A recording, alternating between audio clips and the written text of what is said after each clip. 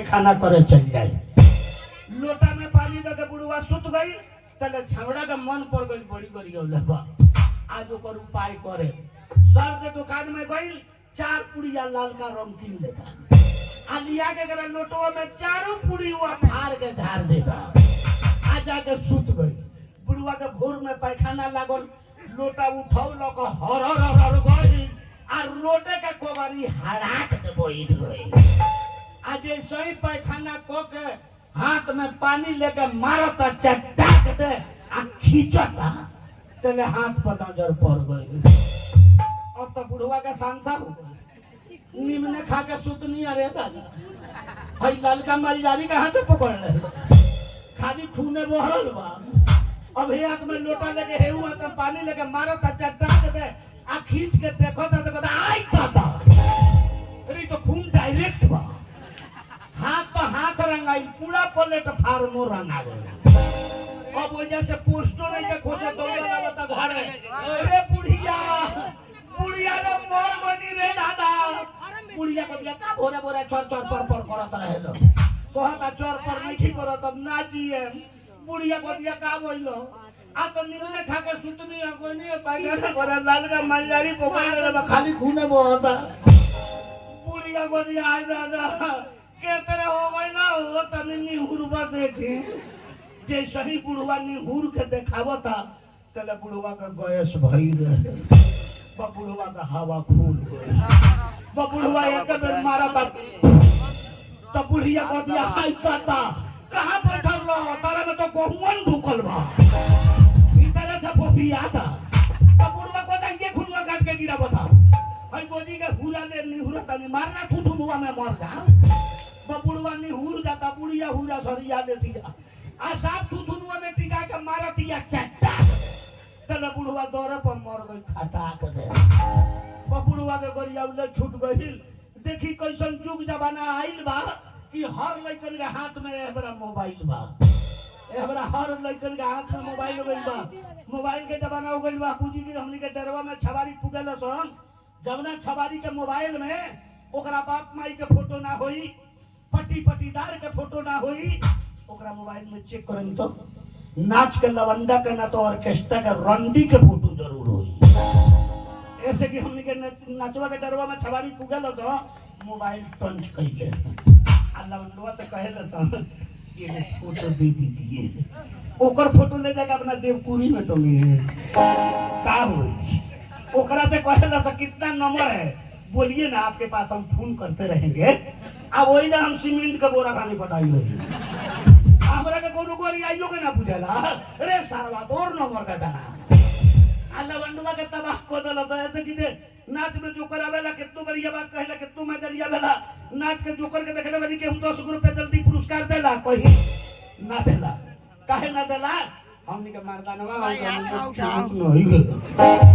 ना हमनी के जल्दी के ना देला एक बराबर तरह से खाली कोहते तरह से आ छिला पुरानी यही पर 50 टकिया चढ़ेला हमनी के सुंदर बात सुनवला 10 रुपए के जल्दी ना देला ऐसा बात है कि हमरा इनाम पुरस्कार ना मिलेला।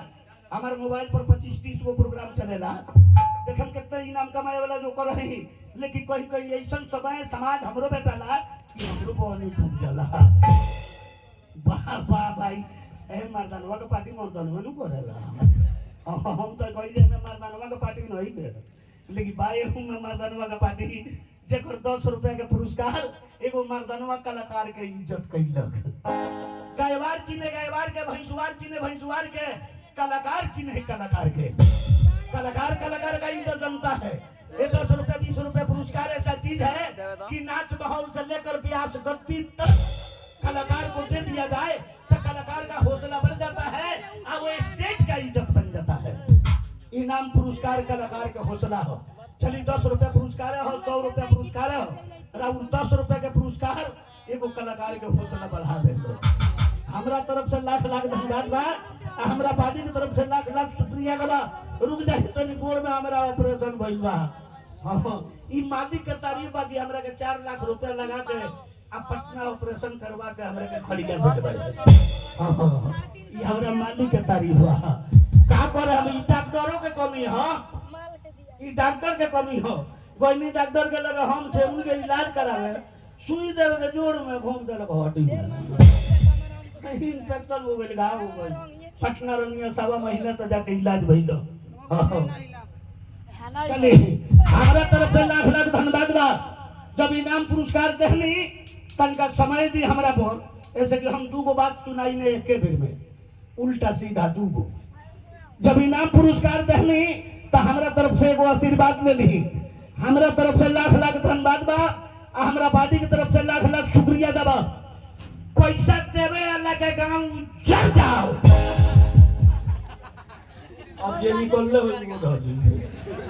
कोई सर्व अगर विरोध है तो बहुत गांव जोड़ जाओ। लेकिन सोचने वाली बात है कि नाच का जोकर होकर पैसा लेते हुए ऐसा शब्द काहे बोला है? पैसा लेते हुए बोलता है गांव उजर जाओ। पैसा देवे अल्लाह के गांव उजर जाओ और ना देवे अल्लाह के बस जाओ। ई गौतम बुद्ध भगवान के बात हो। गौतम बुद्ध भगवान 2 गांव में प्रवचन कैनी, एगो में सेवा मिलल, एगो में सेवा ना मिलल। तो सेवा वाला गांव के कहनी कि उधर जाओ और ना सेवा वाला के कहनी कि बस जाओ। तो गौतम बुद्ध भगवान के पहिलका चेला के नाम हो आनंद महाराज। तो आनंद महाराज पूछनी सरकार सेवा वाले के काहे उजार देनी है, ना सेवा वाले के बसा देनी हो? तो गौतम बुद्ध भगवान कहनी कि सेवा लगे ऐसे उजारल जाला कि उ सेवा करे के तरीका जानता, ओकरा लगे सब याता बा, ओकरा के उजरबा। अब जई को गांव में जाई तई गांव के सेवा सत्कार के लाइन पकड़वा दी। आज ये सेवा करे के नहीं जानो, ओकरा के उजारे के का करबो? गांव के गांव बिगाड़ दिए के जगह गोटी आई रहे दो, ओकरा के मच्छी रहे दो। पैसा देला लगा लाख लाख धन्यवाद बा। हमरा बाडी की तरफ से लाख लाख शुक्रिया दबा। चली बियाह शादी हमरो भइल बा। ज्यादा समय हम ऐसे कि लोग ए भरी कुकोरम के मार्केट बा, सुकोरम के सूरो करम तो यही में से कुछ लोग खोर खा जाएगी। ऐसे की सुंदर बात तो हम सुनैबे करी ने। एगो बारात में गोरनी नाचे यही जल लौरिया के लगे। आज जैसे ही स्टेडवा पर चढ़नी, आज जैसे ही कहतनी गारंटी चिंता से चमार मरे, दुख से मरे दुसात। अभी इतने कहबे कइले रहनी, आ वही एगो पी के बैठल रहे, साफ लाठी लेके कड़कड़ा गइल, उठ गइल, कहता बोलते बड़ा सामने ओकरा के रोके के पड़ल हमरा। कहली कि भाई काहे खिसिया गइल हो? आ त काहे हमरा जात के नाम धइल हो? हम जे तू चमार हुआ आ तो हां हइले है। हम जे तू चमार ना हुआ, अगर चमार रहत त ना खिसियत। तू हरजन हुआ, चमार ना हुआ, वही से खिसिया गइल बड़ो। आ उ पी के टोन छोड़ है। ओकरा से पूछनी जे चमार हुआ तो चमार केकरा के कहल जाला?